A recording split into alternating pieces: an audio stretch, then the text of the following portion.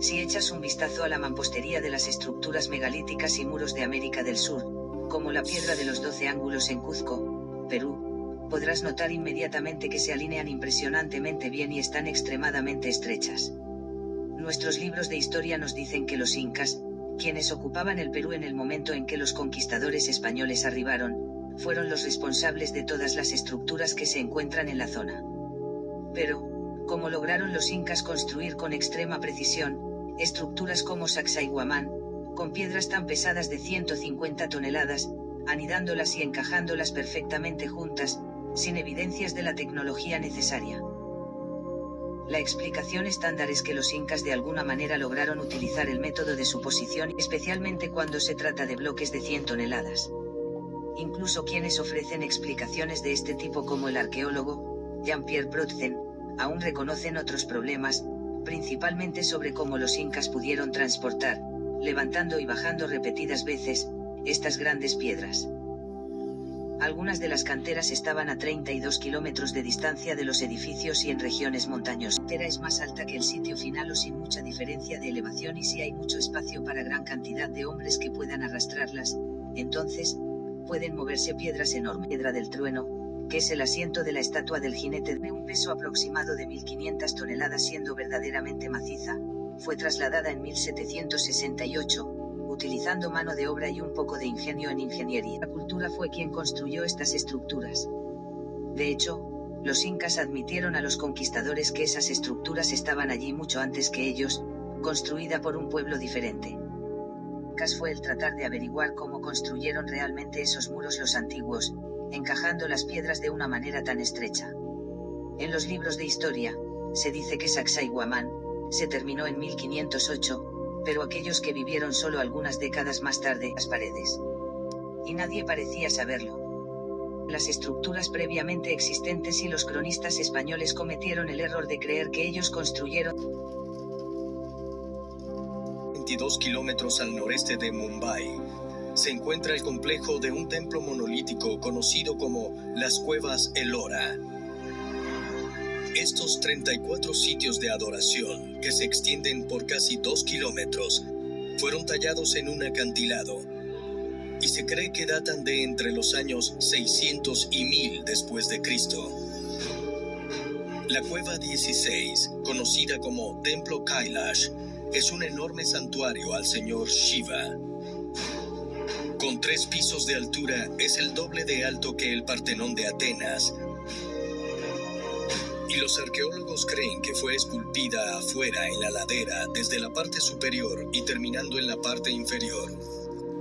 Algunos historiadores estiman que la construcción del templo requirió la remoción de más de 400.000 toneladas de roca. Pero aún más increíble es que los arqueólogos tradicionales proponen que esta hazaña fue lograda en tan solo 18 años. Si las personas trabajaran cada día por esos 18 años, por 12 horas seguidas sin ninguna pausa, entonces hubiesen tenido que remover 5 toneladas de roca diaria. Esos son 5.000 kilos de roca cada hora. En la práctica, semejante hazaña ni siquiera es posible actualmente. Templo o ninguna otra estructura. Entonces, ¿a dónde fueron esas rocas? ¿Pudieron los humanos que vivieron hace más de 1000 años realmente construir el templo Kailash en solo 18 años? Y de ser así, ¿cómo es que toda esa roca que excavaron simplemente desapareció? Quizá más pistas puedan encontrarse examinando un poderoso artefacto descrito en los antiguos textos védicos. Márquez, actual vicepresidenta, entre otros. Es un político transparente, no es un político corrupto. Y en Colombia es mucho decir. La película es un testimonio de un momento único en la historia de Colombia, donde un líder de izquierda llega al poder en medio de una agitación histórica. Sean Madison explica que inicialmente la idea del documental surgió después de que él y su productor, Trevor Martin, filmaran un cortometraje sobre Gustavo Petro hace 15 años. En ese momento, Petro era senador, y regresaron a Colombia con la intención de contar su historia biográfica y el contexto histórico en el que se encontraba.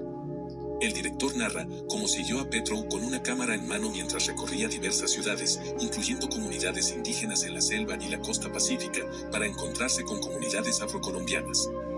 Sin embargo, dadas las limitaciones de recursos y la intensidad de la campaña, Sean Madison y su equipo no pudieron acompañar a Petrow todos los días. A medida que avanzaba el proyecto, Sean Madison se dio cuenta de la importancia de enfocarse en otros personajes y en el movimiento que rodeaba a Gustavo Petro. Esto les permitió no solo hablar de él, sino también del contexto histórico y político que llevó al momento de cambio en Colombia.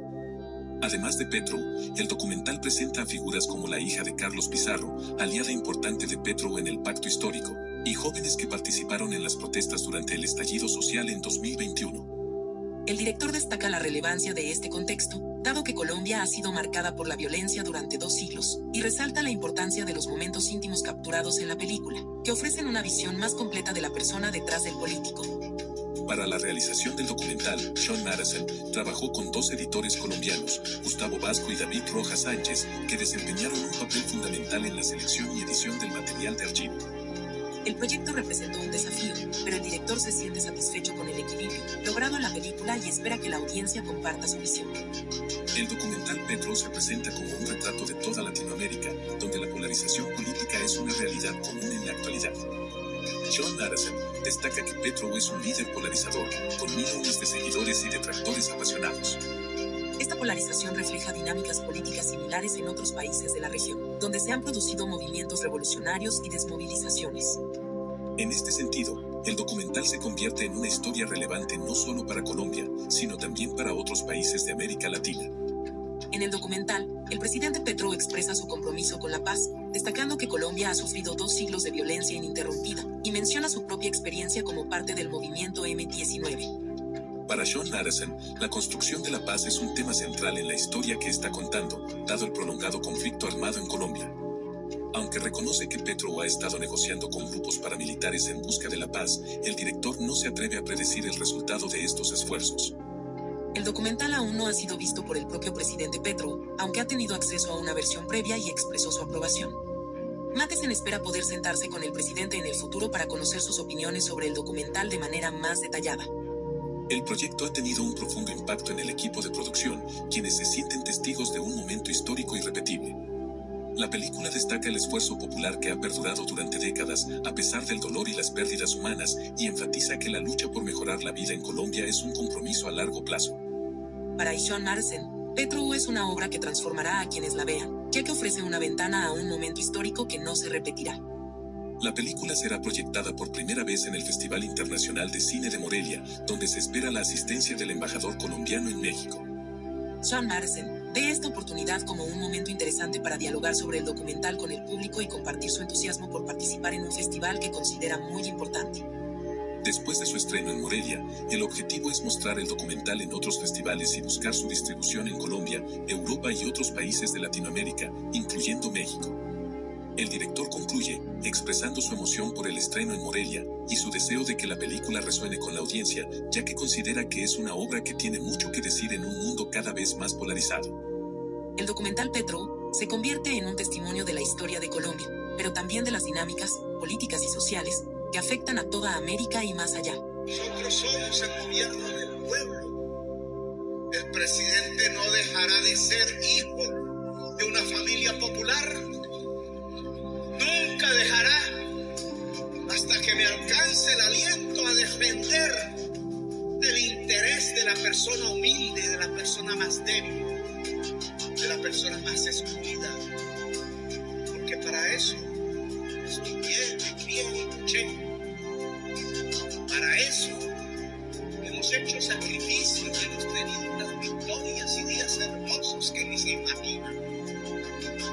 Que a veces en esas luchas intensas es que aparece la palabra intensidad.